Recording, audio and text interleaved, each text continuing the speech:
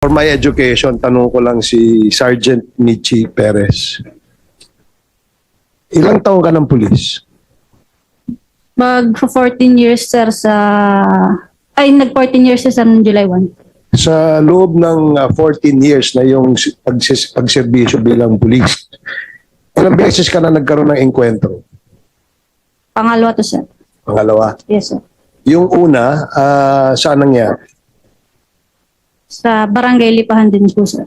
Doon din, sa lugar na kung saan Ay sir, So kailan. halos parehas ng pinangyarihan. Raw sir, magkalayo sir. Magkalayo. Same barangay lang sir. Same barangay pero magkaibang lugar. So, doon sa unang engkwentro, namatay ba yung suspect? Yes sir. Yung pangalawa, namatay din. Yes sir. Okay. Yung unang engkwentro mo, Sarge, saan ang tama nung victim? Sir, hindi ko na sir matandaan. Hindi ko sir matandaan kung anong year din nung encounter na yun sir. Matagal na sir. 14 years ka pa lang sa police, di ba? So, ibig sabihin, yung first na insidente na kung saan ay nagkaroon ka ng engkwentro, hindi mo matandaan? Tandaan ko sir yung encounter pero sir yung tama sir hindi ko na sir matandaan sir. So, hindi mo matandaan yung unang engkwentro mo kung saan ang tama nung victim. Opo sir. Yung bang victim lumaban ba? Yes sir, armed encounter sir. So, armed encounter yon. Anong circumstansya? Para lang ma-educate kami, Sarge. So, yung first encounter mo, ikaw ay nag-conduct ng bypass din. Yes, Your Honor, sir. Anong taon yan? Hindi ko, sir, matandang 2016, para 2016. 14 years ka pa lang sa pulis. Yung ganyang mga klaseng engkwentro na kung saan may namamatay, imposibleng makakalimutan mo yan, Sarge. Ang ibig mong sabihin, hindi mo matandaan kung ano yung sirkumstansya ng engkwentrong nangyari sa buhay mo bilang isang pulis? Sir, tanda ko, sir, yung sa encounter. Pero, sir, yung sa tama, kasi pag... Hindi naman tama na yung yung tanong ko Di ba, ang tanong ko sa'yo, nagkaroon ka mo ng engkwentro. Di ba? So, dun sa engkwentrong yon, sabi mo, nag-conduct ka rin ng bypass, tama? Yes, sir. So, yung suspect, ikaw ba mismo ang nag-conduct ng bypass? Bali, sir, isang team kami, sir. Isang team. So, nung binaybas niyo yun, bumunot ng baril. Yes, sir. Ilan kayo na lumapit sa kanya?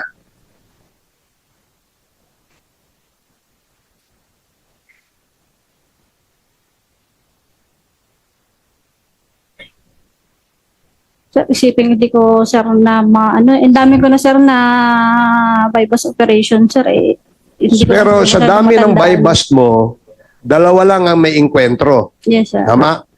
At saka mukhang yan Sige, mamaya, tanungin mo, isipin mo mabuti, tandaan mo mabuti kung ano yung nangyari nung first encounter mo. Dito naman tayo sa pangalawang engkwentro. Bypass din ang ginawa mo. Yes, sir. Okay. Ikaw ang lumapit sa suspect. Yes, sir. Sino kasama mo? Ang main backup ko, sir, ay si Police Corporal La Rosa, sir. Pero malayo-layo, sir, sa akin. Bumaba na, sir, ako sa motor.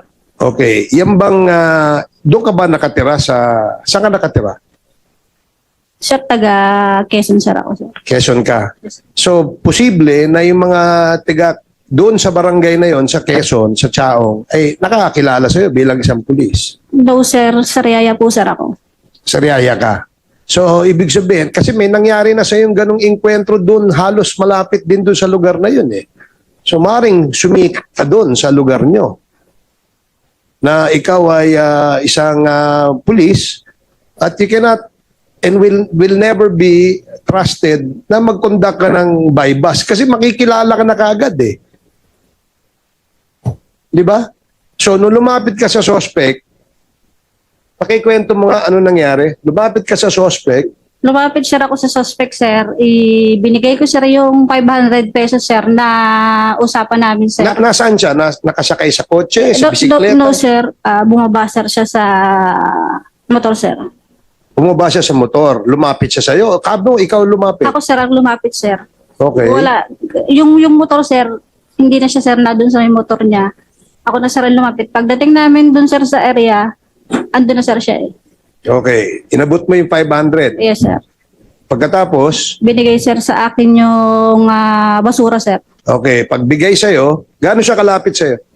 So, malapit lang, sir, ang distansya eh. Parang ganyan na lang kami, harapan lang na ganyan. Okay, so inabot mo, binigay niya sa'yo yung drugs, Yes, sir. yung basura, sabi mo, di ba?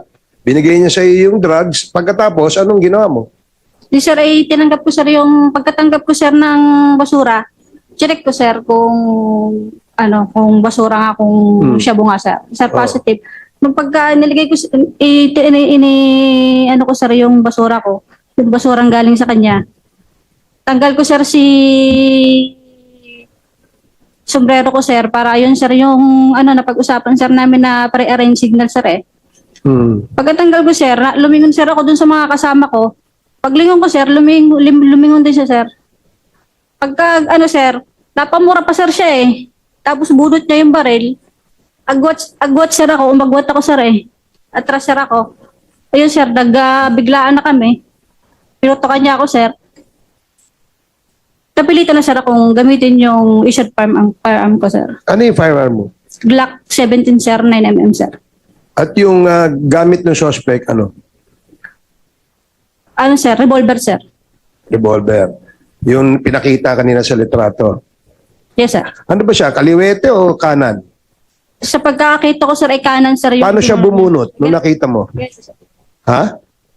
Saan niya binunot? Sa harap? Sa gilid? Sir, Sa ulo? para, sir, dito sa kaliwa, sa may kaliwa niya na eh. Kapag ganyan. So, kaliwa ng parte ng katawan niya binunot. Yes, sir. So, sa madaling sabi, siya ay kanan. Yes, sir. Yun ang pagkakatanda mo. Yes, sir. Okay. Ikaw, ano ka? Kaliwete o kanan? Kanan, sir. Kanan. Dumistansya ka, matras ka, pinutok mo. Yes, sir. Bago pa siya nakapaputok. Hindi, sir. Nauna, sir, siya magpuputok, sir. Kaya ko lang, sir, siya pinutukan. Nauna, sir, siyang pumutok. So, saan mo siya tinira? Sir, sa lower part, sir, nung katawan niya sa paa. Hindi ko pa nga alam, sir, kung tinamaan. Nakita ko lang nung bumagsak na si eh. So, nung tinira mo, tinamaan sa paa, tumumba siya. Yes, sir. So, ang baril mo, anong baril mo? Glock 17, sir. 9 So, mm. 9mm yon. Okay. So, Mr. Chair. one last question, Your Honor, if I may. Just para lang, hindi ko lang makakalimutan. Doon ba sa... Ito bang si Brian, yung victim ba ay nasa OB ba ng Drug Enforcement Group ng Quezon? Sir, wala pong OB o order of battle, sir. O nasa ano ba siya? Listahan ba siya ng mga known pushers or o nasa watchlist ba siya? Sir, hindi ko po, dahil Quezon na, sir, yun eh. Alam mo, ba't ka nag-operate? Unang-una may COPLAN yan. Meron yan summary of Ay. information, may SOI yan. Dapat hindi ka nag-operate. And according sa Barangay Lipahan, hindi nakalista si Brian Laresma sa watchlist ng PIDEA. Alam mo ba yun, Sergeant Michi Perez? No, sir. Di mo alam. Di ba? Eh di dapat inano mo, kasama ba to sa mga watchlist? Ba't natin babayabas kung hindi kasama sa watchlist? Tsaka paano niya na-identify na may dalang droga yun kung hindi niya kinasing yun, hindi niya pinag-aralan yun. So alam mo, bata ka pa para makalimot ka sa mga pangyayari. Alam mo yung mga ganyan, may barel, unang pumutok, kumita na yan eh. Alam din ng mga superiors mo, alam ni Captain, ano ba to, alam mo rin yan, Cap eh. Diba? Kaya nagbibigay ng masamang imahe ang ating organisasyon ng Philippine National Police because of incidents kagaya ng ganito. Eh wala naman siya sa listahan ng drug watch list. Wala naman siyang previous records na siya ay gumagamit o nakapagbenta. Eventually, nagkaroon ka ng operation. Sinabi mo na drug bust o buy bust ito. Alam ba ni Captain Macaraig yan? Sir. Yes po, sir. So, alam mo na wala sa watch list si victim, yung si Laresma. From the source lang po, sir, sa asset, Saan? sa Alpha, sir. Ang nakuhang kuwan po, sir, yung information po. Oh, pero pagka buy bust, may pre-ops yan, di ba? Yes, Your Honor. Okay, yung pre-ops ba, basihan mo yung information galing sa asset? Doon lang po sa asset. Matagal ka na bang pulis? De, ang punto ko dito, Mr. Chair, Your Honors, is that yung mga drug suspects, yung mga nasa watch list, yung mga kinokondakan ng buy bust operation, may mga previous records yan. Di ba? Yes, sir. Okay. Dahil kung may mga previous records yan, alam mo na posibleng may laman yan. Ibig sabihin may dala yan. Yes, sir. Di ba? Oh. Ngayon, yung kwento dun sa affidavit ng kapatid ng victim, sinasabi niya na merong pera na inabot siya pambili ng solar electric fan. Oh. Solar electric fan. Gaano karaming shabu nakita mo doon? Nakuha mo sa kanya? Kali po hindi po ako nakakuha, Your Honor. Oh. Si Sige, gaano karami? Perez po. Mahigit, sir, 4 grams, sir. Mahigit 4 grams. Yes, sir. Okay.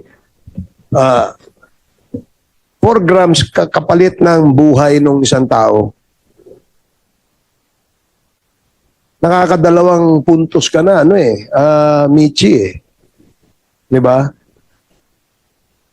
So, buy bust din yung first encounter mo, di ba? Yes, sir. At nanlaban din. Yes, sir. Oh, so, yung kwentong yan, medyo, alam mo, If I may, Congressman go ahead. Barbers. I'm running out of words to Kasi say, I just Mr. wanted to Chairman. explore that issue as well. Yung nangyaring buy bus operation. Kanina sinabi mo, hindi mo tandaan, pero something like 2016, di ba? Is that a legitimate buy bus operation? Was that recorded sa ating police station? Yes, sir. Are you sure? Yes, sir. Michi, wag kang magsisinungaling, ha? Was there a case filed against you about this operation? Sir, yung sa motopropyo, sir. Meron? Yes, sir. Pero, am I right that the person that was killed during that time, ang pangalan niya is Adan? Is that correct? No, sir. Anong pangalan nung napatay? Ronilon, ano ka lang? Villalobos, sir, ang apelido, sir. Villalobo. Villalobos, sir. So, hindi ito yung Adan. Iba pa yung Adan. Sir, hindi ko, sir, kilala yung Adan. Hindi mo kilala Adan. Okay. Later on, we will be inviting those people as well, no? Kasi napanood nila yung ginagawa natin, eh. And there are 2 personalities who contacted us that you have the same kind of buy bus operation allegedly that was conducted. But for the meantime, I will be yielding the time of... are you done, Congressman Barbers? Yes, Not yet. Yes, I am. You are done. I yield to Okay, so... I yield to Congressman Bago Acop. ako magtanong muna, I'll let Congressman Acop, then Congressman Kit Flores, and then I will, if others will not ask, I will be asking. Okay, Congressman Acop. Thank you, Mr. Chair. This would not form part of my interpellation. Ito po yung clarification lang doon sa sagot doon sa katanungan ni Honorable Barbers at nung last hearing kay Honorable Busita. Sergeant Perez, if you remember doon sa last hearing, nung ako ang nagtanong at si Honorable Busita nagtanong sa iyo, the distance o yung distansya nung kayo nagkabarilan allegedly ni Mr. Brian Laresma ay 5 meters. Tumayo ka pa nga nun. Sinabi mo 5 meters. That's about complete o natapos yung bypass operation. Ngayon, ang sagot mo kay Honorable Barbers na complete yung kwan, tapos nagkabayaran. At that point in time, nakita mo, bumunot si nagbayaran kayo, kinuha mo yung pera ni Brian, tapos nakita mo na bumunot, umatras ka ng 15 feet, tapos pumutok yung si Brian ng 2 beses, tapos gumanti ka. Imposible Iha? Paano kang maka-atras ng 15 feet kaagad? Ikaw na mismo ang nagdemonstra nung last hearing dito eh. Tinanong ko ano ang distansya. Sabi mo, more or less 5 meters. Minonstra mo pa. Di ba? Natatanda mo yun? Yes, Your Honor. Yes. At alam mo ba yung distance na 15 feet? Kung hindi ka pumuputok regularly, tatamaan mo sa gusto mong patamaan yung target? O tsamba lang yun? Kung totoong nangyari. 14 years ka lang sa serbisyo. Ako mahigit 30 taon. Para doon sa kwan mo, istorya mo. Narinig ko na yan ng hindi lang 100 beses. Istorya na ganyan. Para sabihin ko sa iyo ang totoo, iba ang istorya na nangyari.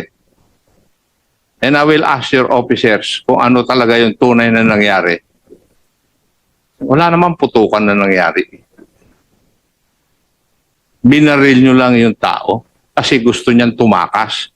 Naiiwan ka na mag-isa eh dahil ginagawa yung mga coordination. Ano iha?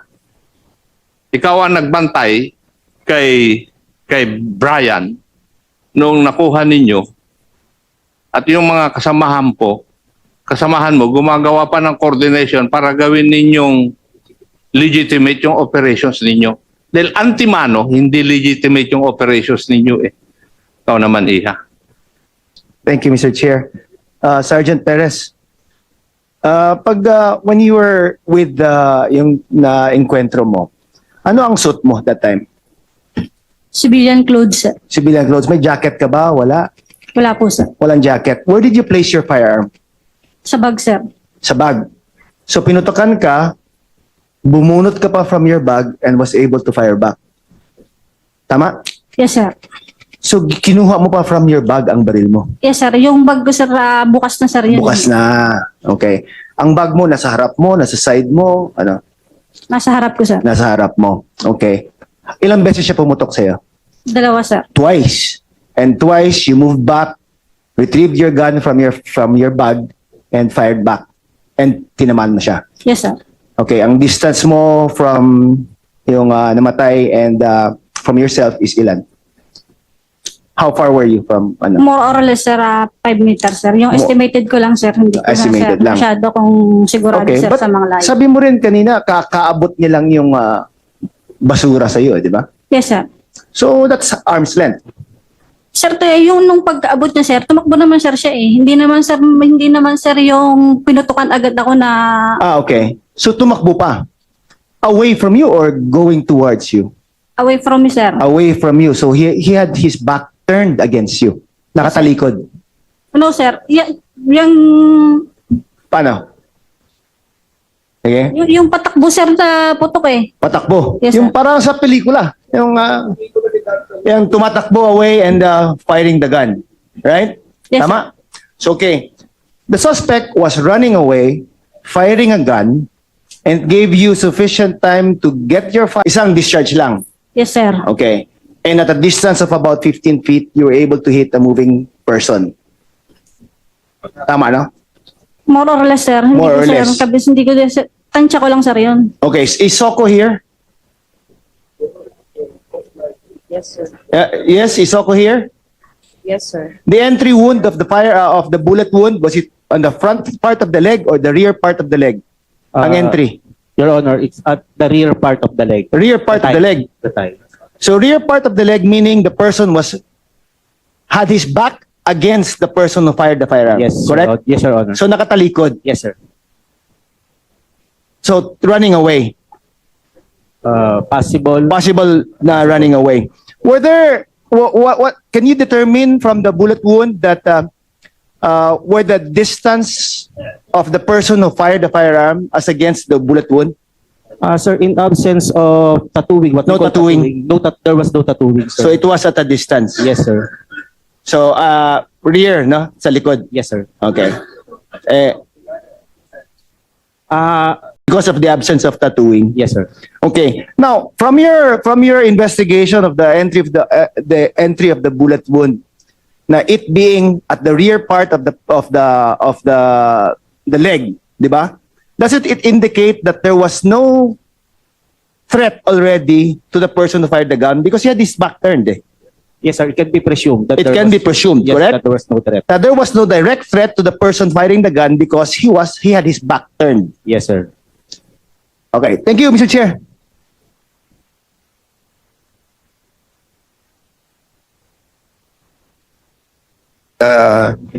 Congressman, I'll be asking question if Congressman Paduano will not stop talking to my secretary. So, Hindi, problema kasi, Mr. Chairman, we have to produce the quorum kasi, Mr. Chairman, during the previous hearing, now, it was again confirmed.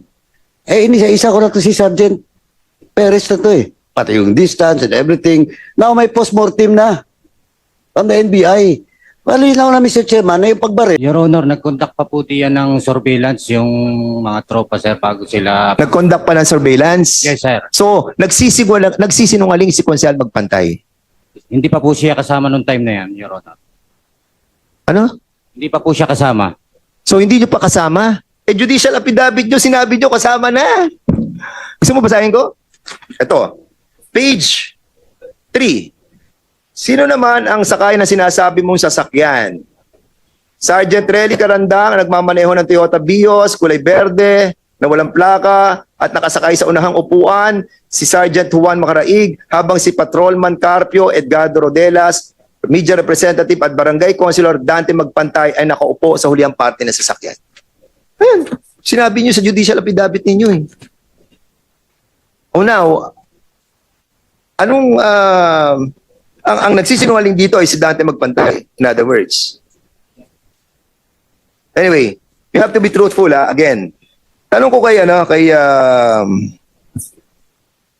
Sergeant Jefferson Trinidad. Andiyan ba si Sergeant Jefferson Trinidad? Can you kindly sit here? Wala na upuan dito. Dito ka sa please, si Sergeant Jefferson Trinidad. Yes, naka-oath na yan. Nag-oath ka na ba, Sergeant? Can you kindly sit here?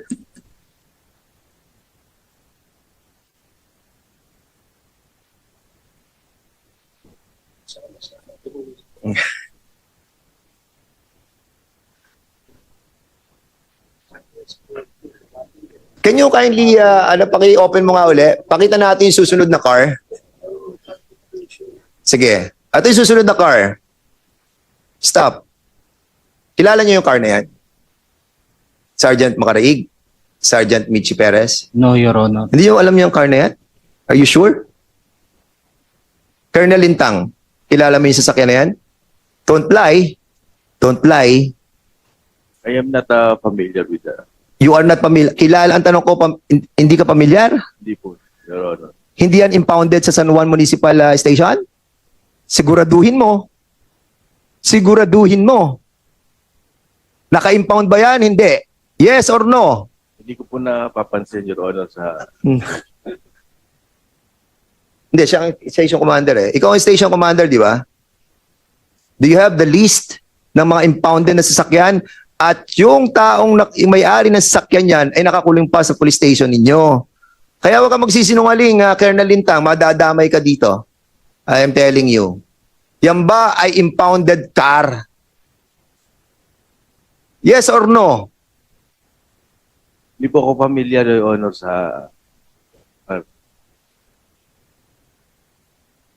Colonel Lintang, babalikan ka namin. Maniwala ka. We will be asking for the record of this car that is impounded in a municipal police station ng San Juan. Sige, Mr. Malinaw. Major, Colonel Malinaw, can you tell us about this car? Sir, good morning sa ating lahat po. Based on our continuing investigation conducted by my officer, it was established that the one Toyota Camry was impounded by the San Juan Municipal Police Station after it was a violation of reckless imprudence resulting to damage to property last April 14, 2022. And also, sir, it was based on the account of the witnesses and the video presented. Ito po yung kinargahan ng biktima after the shootout. O, kita mo? So this finding, sir, that we have established in our continuing investigation will form part of the aggravating evidence that we have to be submitted, sir, in the ongoing criminal and admin case against these police officers. Rest assured, sir, itong effort po namin, sir, I will form part of the evidence to be used in the current admin and criminal cases, sir. PD Malinaw, thank you so much. And RD, Lucas, thank you so much for that confirmation. No? And masakit man, pero we have to clean up yung ating pong structure. Colonel Lintang, alam mo to, police station mo to. I reminded you kanina, not to lie. Di ba? And you are protecting your men. In this kind of situation, when somebody died, you don't have to protect your men. Ang kailangan, gamitin mo yung puso at wisdom mo. But in this case, naka-impound sa inyo yan, 2 taon na, hindi mo pa rin alam? Hindi ka ba naawa doon sa mga pinatay ng ganun-ganun na lamang? Colonel Lintang? Your Honor, marami po kasi naka-impound sa... Later, Colonel Lintang. Babalikan kita. Punta tayo kay Karandang. Mr. Chair, ayaw ko lang iwanan yung... Sige po. Colonel Lintang, ikaw ang Chief of Police. Yes, Your Honor. Doon sa mga sagot mo, ang ibig lang sabihin, hindi mo alam kung anong nangyayari doon sa command mo. Di ba? Na-impound yung sasakyan, hindi mo alam. Nailabas yung sasakyan, hindi mo alam. Nagamit sa krimen yung sasakyan, hindi mo alam. Ano ang hindi mo pa alam? Anamagan.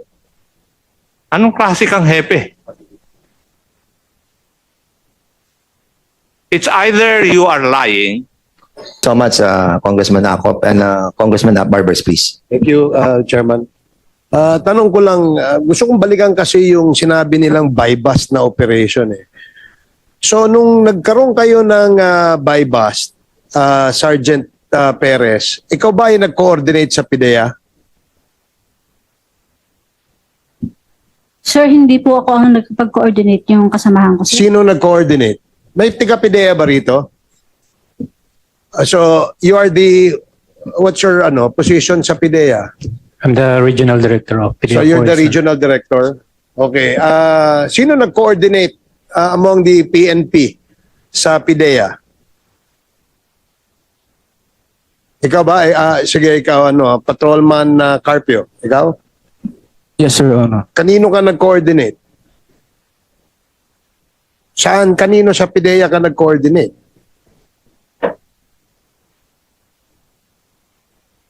Sir, sa email po kasi yun, sir, na sinesend po. Ano? Email, through email po, sir. Oh, is that a normal practice, PIDEA, na email lang? Paano kung di nabuksan yung email? Yes, Regional Director. Yes, sir. We have duty regional operation center officers so they can check all the coordination, sir. And for this operation, the station had coordinated, sir. So they had coordinated to you prior to the conduct of the buy-bust operation, correct? Yes, sir. They had coordinated